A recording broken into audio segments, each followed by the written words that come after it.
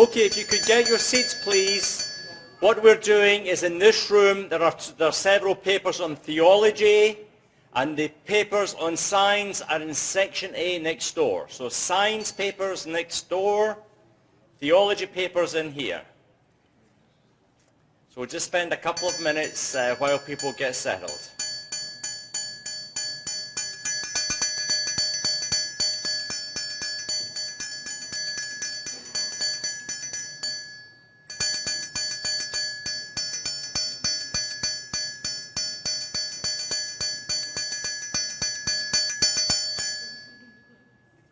So theology papers are in here, science papers are in section A next door.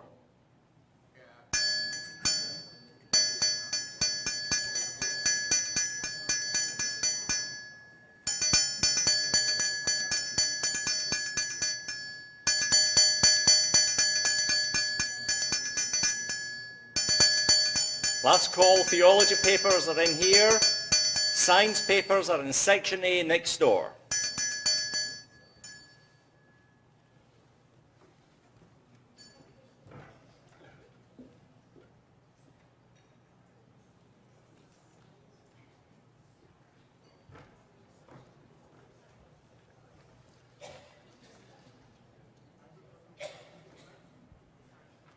Good morning, everyone.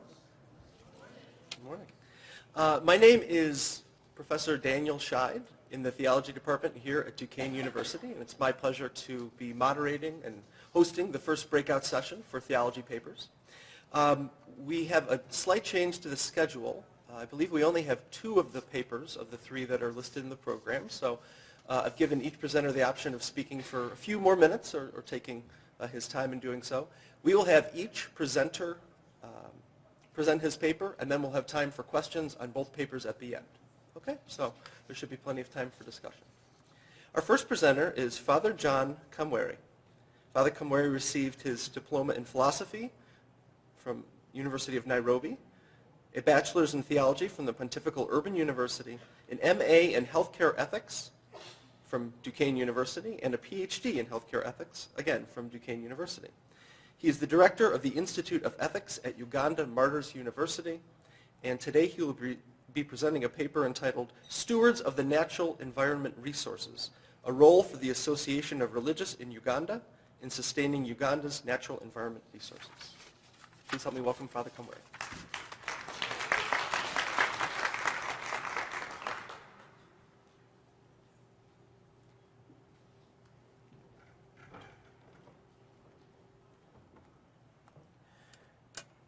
The president of Duquesne University, the director and the chair of the Center for Healthcare Ethics, the organizers, all protocol observed, good morning. I would like to thank you very much for giving me an opportunity to come all the way from Uganda and come and share with you some ecological issues and how we are approaching them. My talk is about how the religious association in Uganda, they can be a very good platform, and they have a responsibility to be stewards of the natural environmental resources, and we are soon going to find out why. Very briefly, I will go through the abstract. The purpose is the slogan often used to describe the scenic beauty of Uganda's natural environment is gifted by nature. And rightly so, Uganda is home to Lake Victoria and 4 other lakes, not to mention the crater lakes. Of the 241,550 square kilometers surface area, 41,743 square kilometers is covered by water. That's about 17%, and swamps. Forest cover is estimated at 14%. Or 15 by 2010. The country receives between 700 to 3,000 millimeters a year rainfall, and the temperatures of 16 to 31 centigrade. And that would be a very ideal ideal place for you to live in. To protect Uganda's environmental resources, the government enacted the National Environmental Act in 1995, right after the Rio Summit. And then the Act provided for the formation of the National Management Environmental Authority called NEMA. And it was mandated with coordinating, monitoring, and supervising environmental-related activities. 20 years down the road, there are fewer success stories necessitating rethinking new strategies. NEMA, for instance, which is the State of Environmental Report, issued a State of Environmental Report in the year 2010, and some of the recent dossiers on the subject cast a worrying trend on the sustainability of the Uganda's natural environmental resources. Uganda faces severe soil erosion, decline in soil fertility, deforestation, pollution, loss of biodiversity, and depletion of forest cover, fish, and water resources. These environmental problems have been evidenced by the recurring, there is a phenomena which now we call Bududa landslides. It has happened twice. I will explain it. The near annihilation of wetlands in the Kampala Central Division and encroachment on one of the biggest tropical forests in East Africa, Marira Forest. New strategies for sustainability of Uganda's natural environmental resources are needed. Beyond the NEMA, the Association of Religious in Uganda has an obligation to engage the communities in a God-given mandate of stewardship of the natural environmental resources to protect and restore. This shifts because usually the idea is that government has the responsibility to protect the environment, and the advocacy and also other stakeholders. Religious as such, probably we have not seen it as our primary responsibility to do that.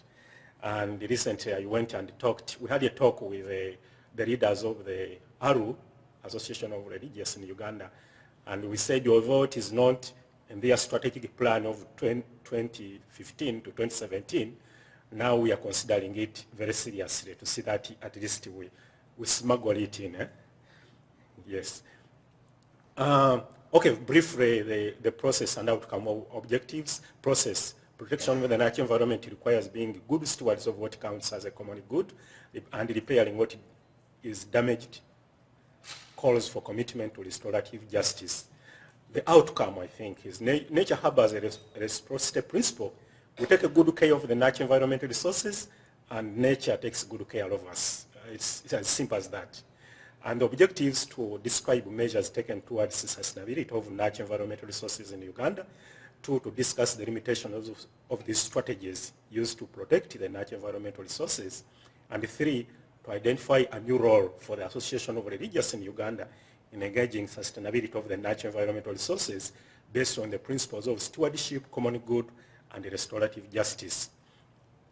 Briefly, the Association of Religious in Uganda, the statistics, there are 85 registered member congregations, approximately 7,000 members working in 19 Catholic dioceses in Uganda. Their vision, a prophetic board of men and women, religious, inspired by the gospel values for transformation of members and society. Their mission, collaborate, support, and empower each other institution to live its unique charism within the mission of the church today.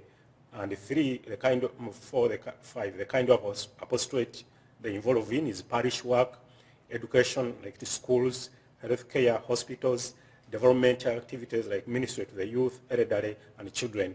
And as you see, they have a bigger platform which they can use to advance ecological issues. Now, the recent encyclical of the Pope provided just an ideal framework for that. Laudato Si sets the tone for the new strategies in combating climate change. It calls for 3 things which the religious should find very important. First, a dialogue, and 2, conversion, and 3, a change of heart, a kind of a new attitude.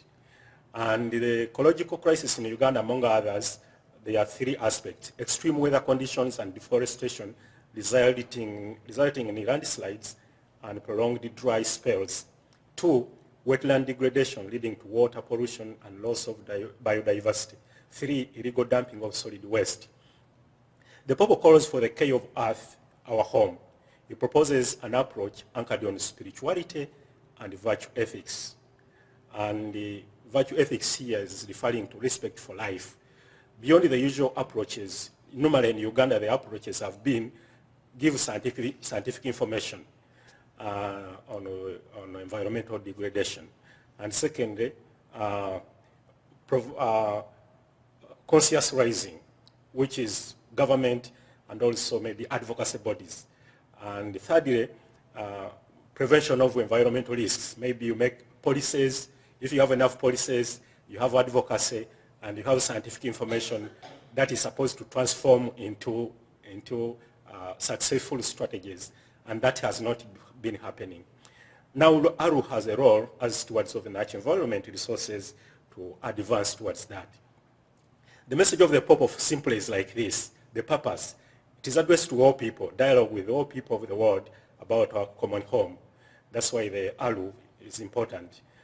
2, drawing upon the canticle of St. Francis of Assisi, Laudato Si, mi Signore, praise be to you, my Lord. Pope Francis reminds us that Earth is our sister, with whom we share a common home. We are interconnected. But this sister is now sick: the soil, the land, the air, and all biotic life, and she's groaning. We are responsible. Our greed, our selfishness, our insatiable craving for goods to consume, driven by markets and profit. And now the Pope calls for those 3 things I talked about: a dialogue, a conversion, and a new heart, a new attitude. Here I went home and I found my friend here, the goat, and those 2 hens. And they were saying, Earth is our home. We are interconnected. Let us take care of each other. And aspects of the present ecological crisis, as the Pope describes them and how they apply to Uganda. Humanity and the world, that relationship between humanity and the world. Humanity, on one hand, is characterized by intensive pace of life and work, rapidification, even in Uganda now, industrialization, manufacturing, and consuming the goods. And it is not always for the common good. And secondly, in between, we have resulted into pollution, climate change, loss of biodiversity, decline in the quality of human life, global inequality, weak responses, variation of opinions. Now, the world doesn't work like that. It is naturally slow. We have built schools, and we want to make as many chairs as possible, but a tree takes 20 years to grow to the level of a chair. So that pace is not, this is what we are familiar with, this knowledge about the relationship between global warming, pollution, global warming, and climate change. They are interconnected. The idea that global warming, Earth warms by heat from the sun, most it's absorbed and then emitted back to space. In the troposphere, nitrogen is 78%, oxygen 21%, and the other gases are only 1%, argon, carbon dioxide, water vapor, and traces of chemical. Now, the idea of the greenhouse gases, that these gases help us to trap much of the heat to keep Earth warmer and life sustainable. If it didn't, then Earth would be very cold and it will be unlivable. In the troposphere, about beyond 15 miles upwards, we find the ozone, which contains the global sunscreen to block the ultraviolet rays. This is important. The Pope mentioned it, but did not go in detail to describe it. But it says this is the scientific information upon which he launched his appeal. And this greenhouse effect, air pollution, causes this kind of air pollution. Human industrial activities, burning fossil fuels, like in Uganda, most of the fuel, like wood, is used a lot in schools. These religious, they have many schools, they have hospitals, and the source of energy they use is get wood, cut the forest and get wood, and then use that. And that's why it is important here. And also the other fissile, using oil and gas and other stuff. So this has increased, making the concentration much thicker and making it very difficult, keeping the earth more warmer and creating all the problems that we are talking about, the desertification and the other kind of problems. So pollution, what the Pope says here applies to Uganda, especially with the issue of pollution, global warming, and climate change. In their experience, people are exposed to indoor smoke from fuels they burn to cook, In Uganda, this is very often people cooking within the house, many people, and they use either kerosene or other stuff. And outdoor point source and non-point source pollution from transport, industrial fumes, fertilizers, insecticide, fungicide, herbicides, agrotoxins. In Uganda, this is increasing. More people are now using herbicides and pesticides, which was not a phenomenon that was there before. And technology linked to business interest is then advanced to solve the problems. That's what the purpose says. And for instance, in Uganda, the solution to solving the problem of unsafe water is kind of industrializing and making drinkable water a market commodity. For example, you bring in the investors, then they purify the water, they bottle it, and they sell it to people at $0.25. And when those people, they earn less than $1 a day, already a quarter has to go to a bottle of water. And my grandmother can't afford that. When the most logical thing would be to invest in making safe water available for all. And that's part of a problem of technology. And also now solving the problem of food scarcity. Okay, let us introduce the genetically modified organisms or food. And then the problem will begin to arise. People are using more, they have not, indirectly it is there, but officially it is being debated in the parliament.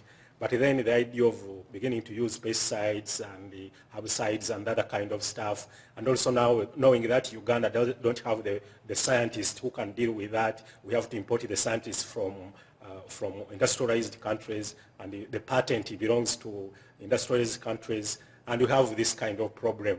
So those are issues that we deal with. I took this photo in one of the outskirts of Kampala. Previous, this was like a swampy area, and there was vegetation around it.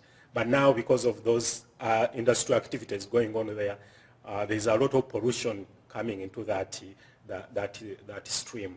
And okay, they are doing the Kampala State Council. They always put men and women to clean it, but the more they clean it, the more people dump this stuff in there, and it becomes a problem. So Uganda Vision 2040 is to make the country a middle-class income party by accelerating industrial growth. Due to the heavy dependence on non-renewable energy, Uganda should expect a dramatic increase in carbon emission. Rapid urbanization has also increased the solid waste accumulation, which also emit greenhouse gases such as methane, carbon dioxide, and others. The problem of solid waste, pollution produced by residues. Accumulation of solid waste, much of it is non-degradable, highly toxic, and radioactive from homes, business, construction sites. Industrial waste and chemicals can lead to bioaccumulation in organisms. Measures are taken after people fall sick. This is what the Pope commented.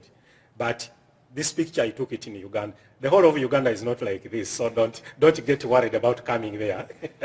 Yeah, this is an area in the outskirts, and you see that water body there.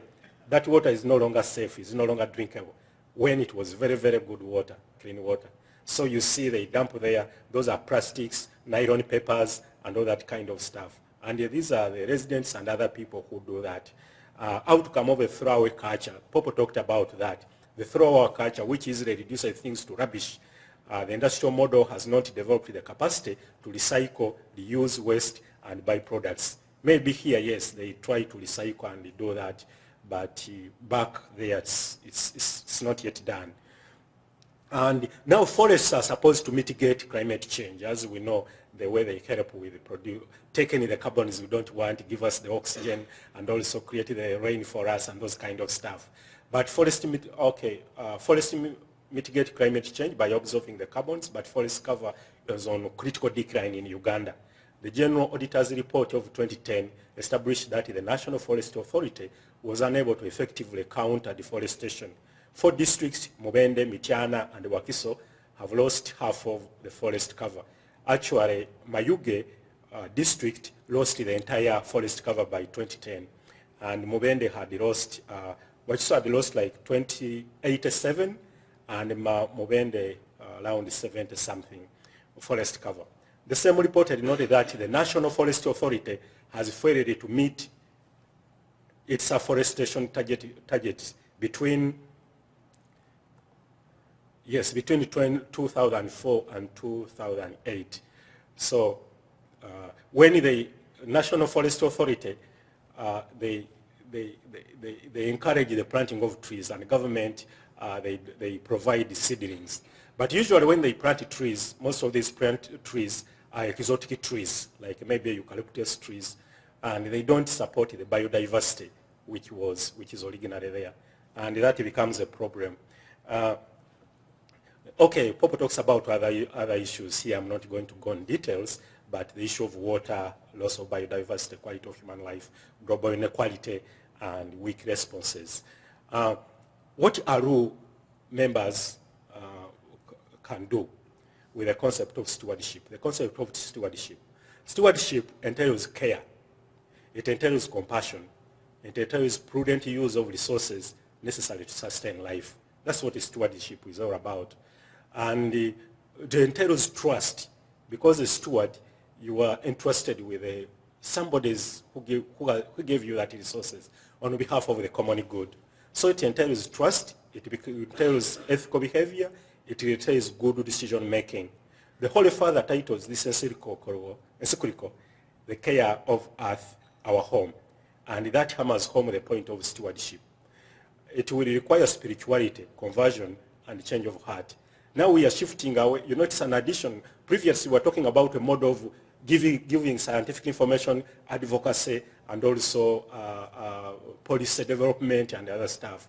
But now this new idea is that, you know what, this is a spiritual matter, and also it's an ethics of virtue. And it talks, this is about a change of heart, this is about conversion. So the discussion changes a little here, or maybe fundamentally. It will require also ethical virtue, and this talks about respect for life. Anchoring ecological harmony on spirituality and ethics, this I told you about the approaches which are there. The trend, there have been a trend, as the father acknowledges, that has been shifting, but has not been enough. So spirituality and ethics, we need to make a transcendental kind of change, which gives ecological ethics its deepest meaning. Spirituality is foundational to developing new conviction, new attitude, and new forms of life. Or Popo talks about a change of lifestyle. Conversion, acknowledging our greed, our sins against the creation. Because we can have the policies, we can have the advocacy, we can have what, but if we don't acknowledge that we are responsible, me as an individual, and we say the government is the one supposed to do this, me as an individual, if I don't acknowledge that I'm responsible for this, then I cannot have a change. Spirituality role for ARU in ecology. The first one is prayer, because, you know, religious associations, we as the religious and others, you know that prayer plays an important role. But the Pope is not only proposing for the religious, but for everybody. The encyclical itself starts with a prayer, and the prayer of St. Francis, which is a prayer of praise, trying to praise this. And it's a mode of ecological harmony, Laudato Si in Signore, praise be to God. The Pope followed up this commitment with a declaration, 1st September, he declared it a day of prayers for the environment. And actually at Uganda Matters University, we celebrated this day. We had 2 masses for that, and we planted trees, one of the students and one of the staff, and we did that, and we involved students in different activities. And then one of the philosophy professor told me, you know what are you going to do? He said, we are going to pray for the environment. The environment doesn't need prayers. It is you, the people, who need prayers. But I will explain this, that there are different forms of prayers. And so prayer now becomes central in dealing with ecological crisis. Prayer has been used in peace when there is war. Prayer has been used in justice. The church has advanced prayer in many other crises. So it's not out of place that prayer becomes central in ecological crisis, because it is about the heart, about change of heart, about conversion, about me understanding my relationship with my God, with other people, and also with creation. And there are different forms of prayer of praise, like this one, Laudato Si, praise be to God. There's a prayer of thanksgiving. Religious in Uganda are thinking of beginning to come up with the prayers. Why don't we have a canticle of St. Francis in our morning prayers? Why don't we have a canticle or prayer of thanksgiving? Why don't we have a prayer of petition like the Pope gave us a prayer of petition in the encyclical? Why can't we in our prayers and in our what? Why don't we bring that kind of raised consciousness? And also the idea of understanding that creation, I think I'm operating time. Creation is a sacramental sign. Sacramental sign. And this is not a new idea to the religious. We find that creation is like an encounter with God. It helps us encounter God. And we see it basically, the Pope says creation reaches its greatest exaltation in the Eucharistic celebration, when we find that the cross, the wood on which our Lord Jesus Christ was crucified on, comes from the tree. When we realize that the water, we use it for our baptism. When we find that the water, we use it for blessing. When we find out that the flowers that we put on the altar, they have a significant place. And so this a call for the religious to think about that. I will talk also about scripture and Judeo-Christian tradition, that the religious can also use this to advance the ecological crisis. The last one I will talk about ethics and the role of arrow in ecology. The Pope is optimistic that the dignity of human being, which enables them to rise above their self-centeredness and open up to what is good, will prevail and make it possible for other creatures to be recognized for their true worth. This capacity is God's given ability to respond to his grace at work within our hearts. And what is required is to make a self-ecological commitment in the cultivation of sound virtue. Here the idea of sound virtue is that Pope thinks that virtue is going to play a great role in our lives. Virtue is about character formation and character traits that we develop. If we develop a character trait of respect for the environment and respect for nature, that can change things. And he says that the Holy Father teaches that education in virtue can translate into respect for environment and into very practical actions, such as not wasting food, reducing on the use of plastics, recycling, conserving water. These are things that religious can do, and in collaboration with others. Trees reusing instead of discarding, saving energy. For the Pope, these kind of actions also raise our self-esteem. And the religious in Uganda can take the lead in ecological. Finishing, I think I have one slide here. Environmentalists committed to virtue ethics. There are some environmentalists who have been committing to virtue ethics. And virtue ethics raises duties. The duty, one of the duties, non-maleficence, not to do harm, non-interference, respect for other species, fidelity, and restorative justice. If we have destroyed and cut down the trees, why don't we restore them? Why don't we afforestation? And the last thing is that these duties, sometimes there is a conflict. A conflict arises between these duties. And when the conflict arises, they always in ethics we have procedural standards such as self-defense, proportionality, and minimum wrong. If a lion comes to attack me, I don't say, oh, I have the encyclical here, it says respect for creation. But there I can use a procedural principle, self-defense. Or if it is Ebola, I can say virus is also a creature from God. I can use self-defense or minimum wrong, that kind of stuff. And the last one is that settings such as schools, media, and catechesis become more profound in the family. These are become now a place for ecological teaching. I will not go because of time. What we see that in the family, we learn simple gestures of heartfelt courtesy, proper use of things, order of cleanness, respect for local ecological systems, and that's the last saying. Nature harbors a reciprocity principle. We take good care of nature, environmental resources. Nature takes good care of us. Thank you very much. And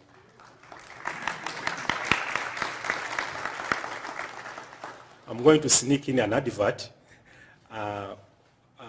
We are going to start a master's program in bioethics in Uganda, the first in East Africa, next year at Uganda Matters University. So I would appeal for, if you are volunteers who come to Uganda or East Africa, you're welcome to help us. We only two who have advanced in bioethics, and would like you, if you come as volunteers, or if you have books you would like to send to us. That's an advert. Thank you very much.